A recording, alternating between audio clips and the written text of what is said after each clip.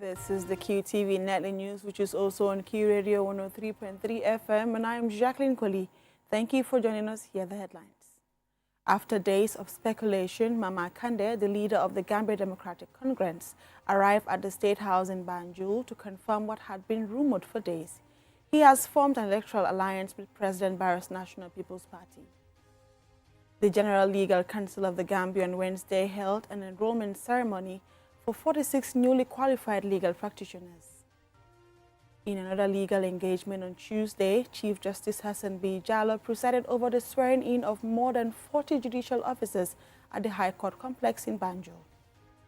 In international news, Equatorial Guinea and Gabon formally resolved a 50-year territorial dispute on Tuesday, July 28, by signing a joint agreement in Addis Ababa to respect a World Court decision over disputed maritime borders.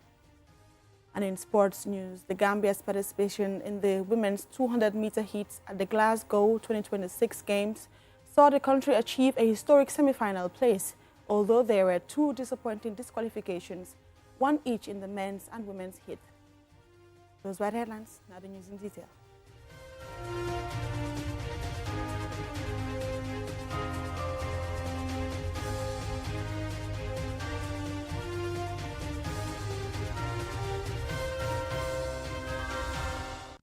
After days of speculation, Mama Kandeh, the leader of the Gambia Democratic Congress, arrived at the State House in Banjul to confirm what had been rumored for days. He has formed an electoral alliance with President Barrow's National People's Party. Ade Darami has a snippet.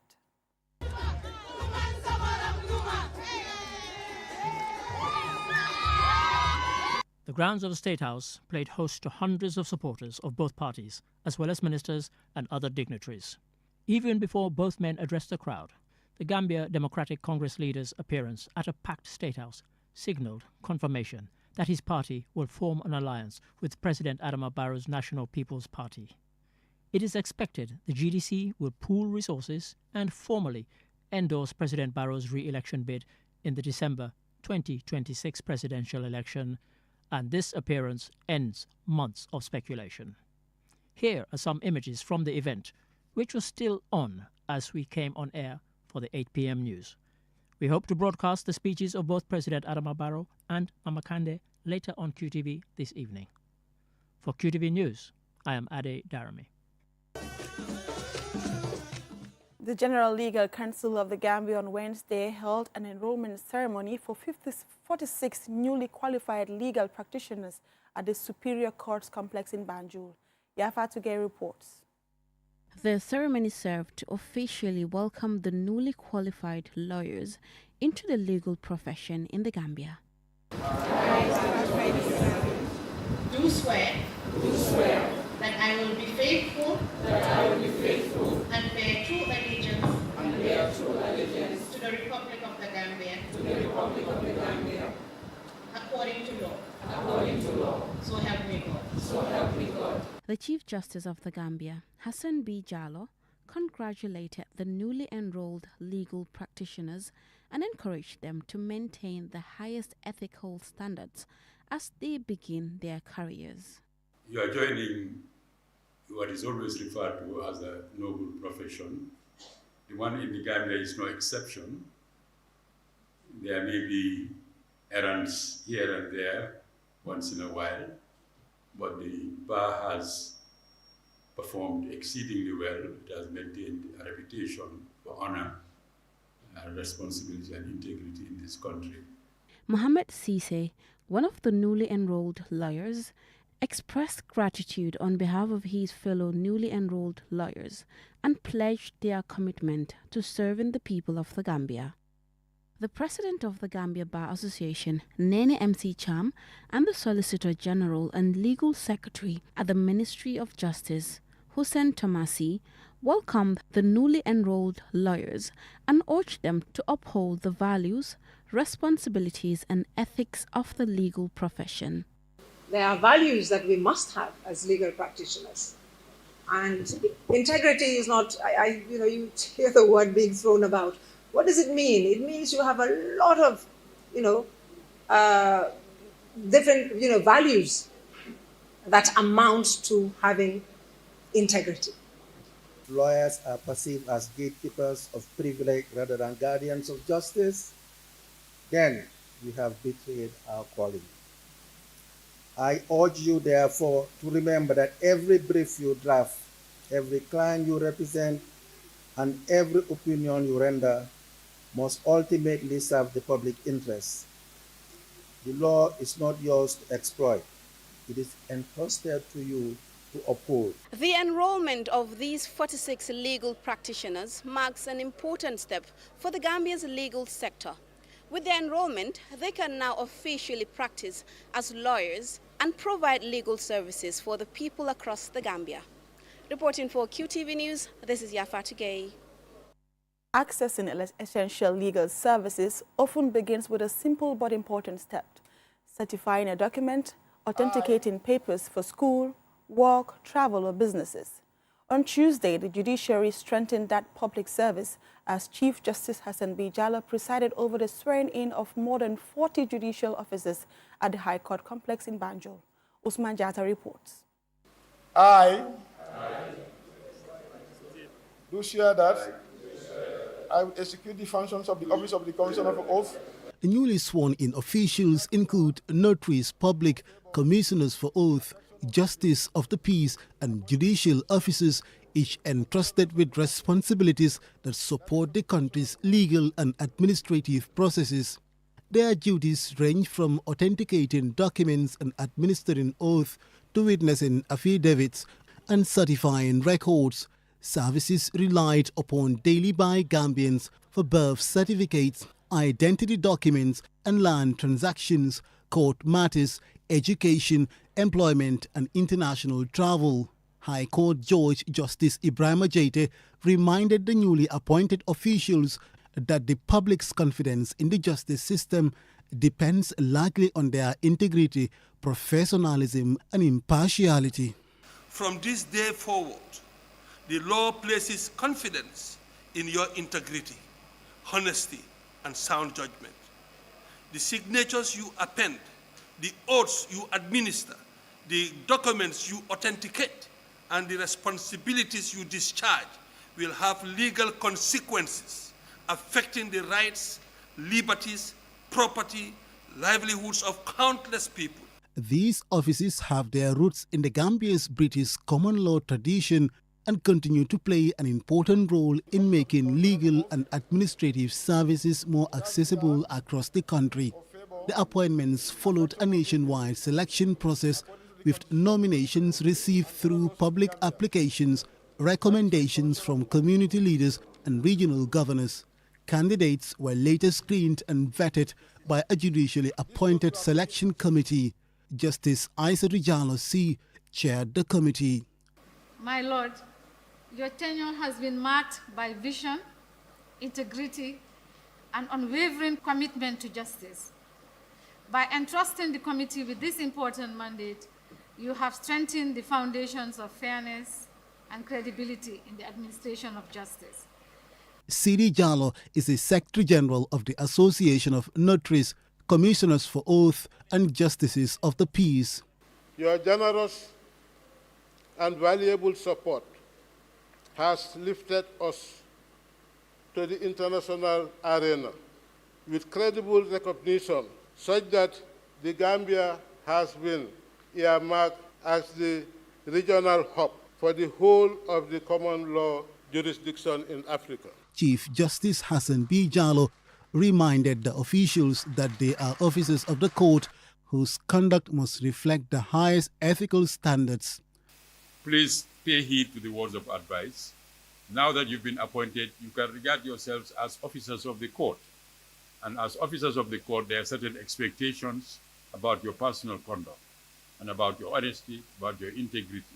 And you must continue to maintain that at all times. As demands for authenticated documents continue to grow for education, banking, land transactions and international travel, the appointment of these officials will help bring essential legal services closer to communities while reinforcing public trust in the administration of justice. Usman Jata, QTV News. The Gambia Armed Forces are currently on a 5-day military justice system training program for military officers aimed at strengthening their understanding of military justice, human rights and rule of law. Loliam Kamara reports. Held under the theme Strengthening Military Justice, Operational Effectiveness and the Rule of Law, the training emphasizes the importance of building a professional, disciplined and accountable armed forces by ensuring that military operations are guided by sound legal principles and effective justice systems. The Master of Ceremonies described military justice as a cornerstone of any professional armed forces, emphasizing that a credible justice system is essential for maintaining discipline, protecting the rights of service personnel, ensuring accountability, and fostering public trust and confidence in the armed forces. Lieutenant Colonel Samba Balde, Director of Training of the Gambia Armed Forces, described the program as a vital step in aligning military operations with constitutional principles, the Gambia Armed Forces Act, Commonwealth standards for military justice and international humanitarian law. A well-regulated, fair and transparent military justice system guarantees that command authority is exercised lawfully and due process is respected, and that the order is maintained both in barracks and in the operational field. Representing the Commonwealth Secretariat, which is supporting the program, political officer and military justice project coordinator Muhtar Adesun Kamin reaffirmed the organization's commitment to helping the Gambia strengthen its military justice system, democratic institutions, accountability, and respect for human rights and the rule of law.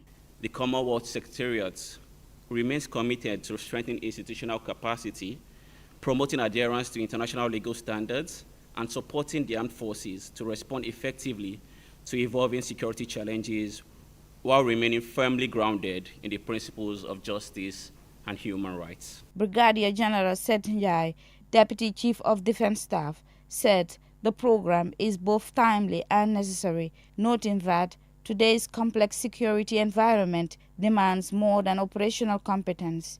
He emphasized that military personnel must also understand and comply with the legal frameworks governing the use of force, the protection of civilians, the treatment of detainees, and conduct during armed conflict. It enables commanders at all levels to strike the appropriate balance between military necessity and humanitarian consideration, while ensuring compliance with international legal obligations. Over the next 5 days, participants will take part in intensive training sessions covering constitutional law, military discipline procedures, court-martial processes, investigations, command responsibility, and practical legal simulations aimed at strengthening their work and application of military justice.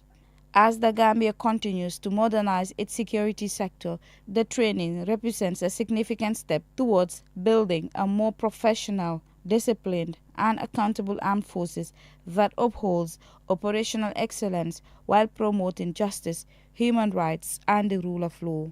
For QTV News, Loli M. Kamara. We will now go for a commercial break. When we return, we have more national, international, and sports news stories. Do stay tuned. In today's world, speed matters, but slow internet can hold you back. Now, the future of connectivity has arrived in the Gambia. QCell's Q-Fiber, ultra-fast, ultra-reliable internet designed for the way you live. Stream your favorite shows without buffering, power your business with seamless video calls, study, work, and play online like never before. From homes to businesses, QCell Fiber is connecting the Gambia to the future. QCell's Q-Fiber. Get connected today. Call 145 or 300-3779. QCell. We innovate, others follow.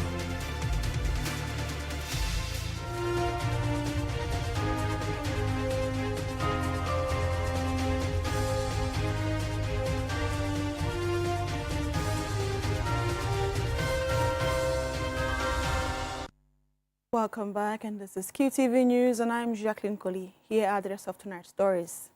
The National Human Rights Commission, NHRC, is calling for the swift implementation of the Persons with Disabilities Act as new labor force data reveals that many Gambians with disabilities remain excluded from employment.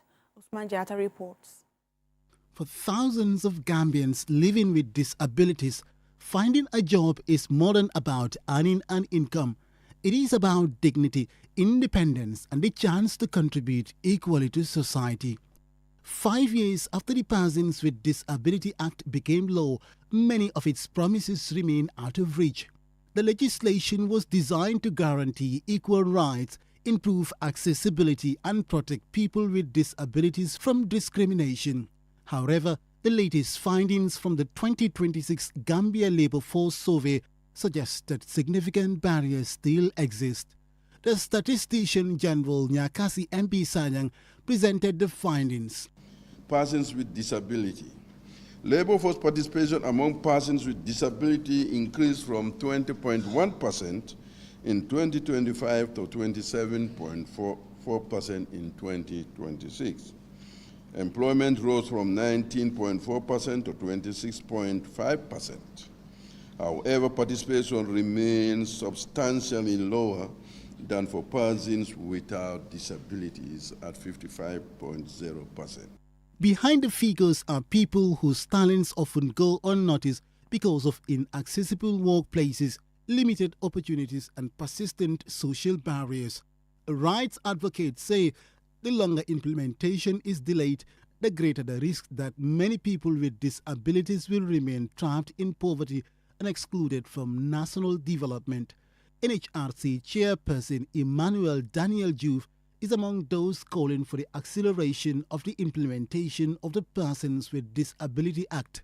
We've had an act since 2021, a very brilliant, comprehensive, nice act. But acceleration of the implementation of the act needs to be pushed. And the NHRC have been at the forefront trying to push and working closely with the Ministry of Gender, Women and Social Welfare to make sure that implementation should be done through a fully funded national implementation plan. There is a need to increase budgetary allocation to implement this particular act, enhance public awareness and institutional capacity. We should also strengthen monitoring, accountability, and participation of people with disability. We need to strengthen accessibility and universal design standards by ensuring that public buildings are up to the required standards and that implementation of this act is enforced and monitored. We've also been of great concern to the NHRC is the way we treat older persons. We believe and we are advocating for better policies and the need for legislation and need for social protection for older persons. As the Gambia continues its drive for inclusive development, advocates say progress should not only be measured by economic growth, but by how well the country creates opportunities for all citizens, including persons with disabilities, to access education, employment, to be able to fully participate in society. Usman Jata, QTV News. The Food and Agriculture Organization of the United Nations, FAO, in partnership with the government of the Gambia on Tuesday, held the Pro-Fish Gambia Partners Forum 2026 to review progress and strengthen collaboration to build a climate-resilient fisheries sector. Yafatu Gay reports. Today demonstrates the value of this partnership. We provide here an opportunity not only to reflect on achievements, but also to strengthen collaboration for even greater impact in the years ahead. That was Manuel Barrage, FAO Assistant Director General for the Fisheries and Aquaculture Division, who joined the forum virtually. The forum brought together government officials, development partners, and other stakeholders to review the implementation of Pro-Fish Gambia, which has been under implementation for about 3 years since its launch in 2023. FAO Resident Representative Ms. Mushibidi Rampidi and UN Resident Coordinator Carl Frederick Paul said the project is helping communities become more resilient to climate change by improving fisheries infrastructure and promoting aquaculture. The progress that we are going to review today reflects the strong national leadership and the trust that the communities have put in us. Profish Gambia provides a response to strengthen adaptation, to reduce climate risks, and ensure that the Gambia's fisheries sector is protected. When a woman dries her catch with less spoilage, her household eats better and earns more. When a cooperative keeps proper record, it becomes a stronger partner for lenders. And when a community manages its coastal resources, it gains a strong stake in their protection and in their governance. Speaking on behalf of the Ministry of Finance and Economic Affairs and the Green Climate Fund, Isato F. Kamara called for more investment in climate finance. The fisheries sector is a cornerstone of the Gambia's economy.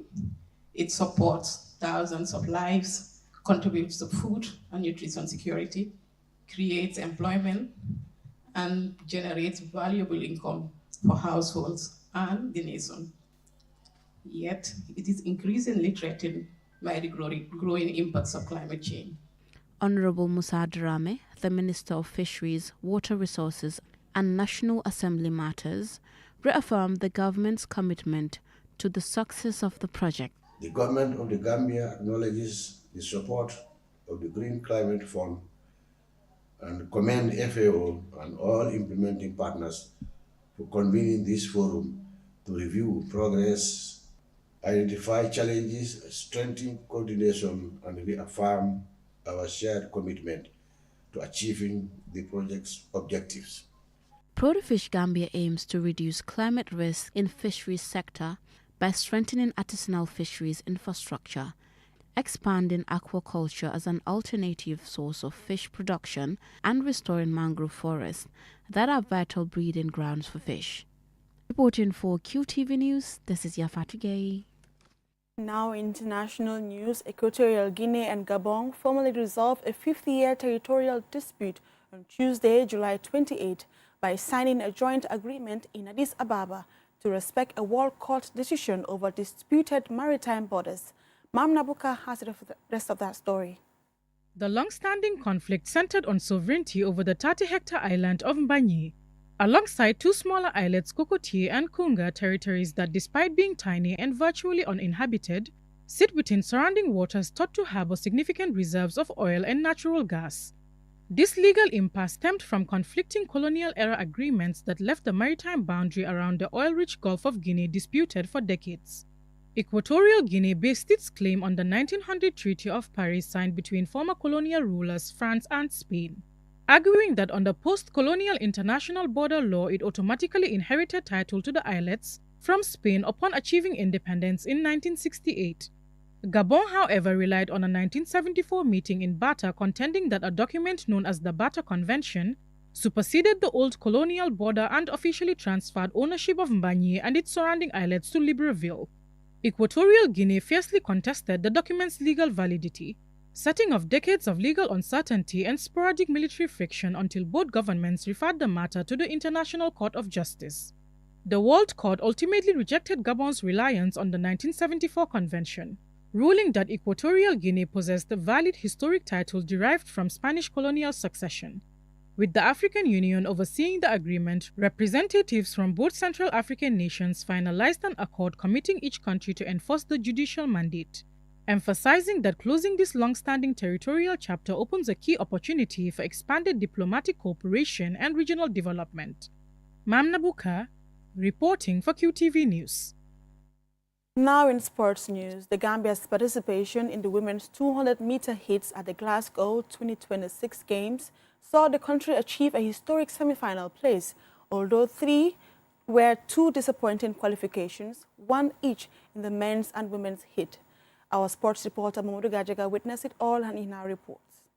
Nyimansata Jaune made history for herself after securing a semi-final place for the Gambia in the women's 200 meters.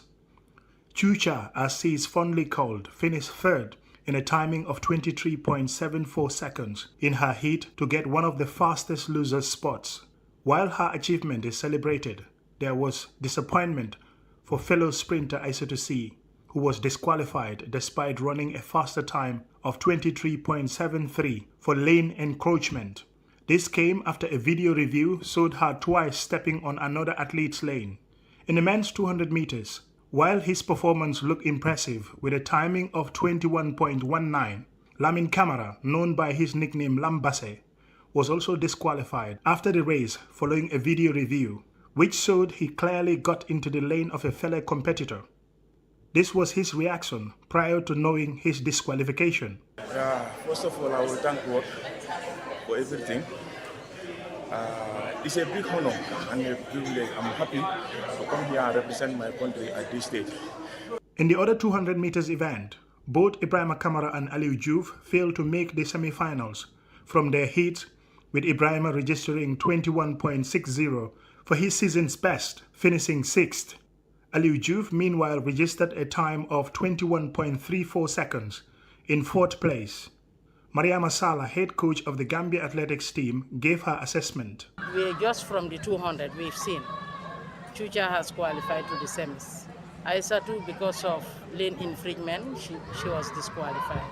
In fact, I went to view the video. I'm quite convinced that definitely it's a disqualification. It's a lane infringement. Yeah. So it's rather unfortunate for her, because this is the second time I can see in Ghana it happens. It was a false start, and here it was a lane infringement. So we just hope that the next race she will be very careful and run a better time. In fact, it's a season best for her too. Having secured a place in the women's 200 meters semi-finals, all Gambian eyes and hopes will be on Nyimansata Jawne Chucha as he carries the hope of a nation onto the tracks on Thursday. For Aissatou and Lamin Camara, they will be expected to learn from their mistakes, using it to become stronger and better athletes in future competitions. Mamadou Gajaga, QTV News, Glasgow, Scotland. That's all for this bulletin. Join us tonight at 10 p.m. for another bulletin. Many thanks for watching, and bye.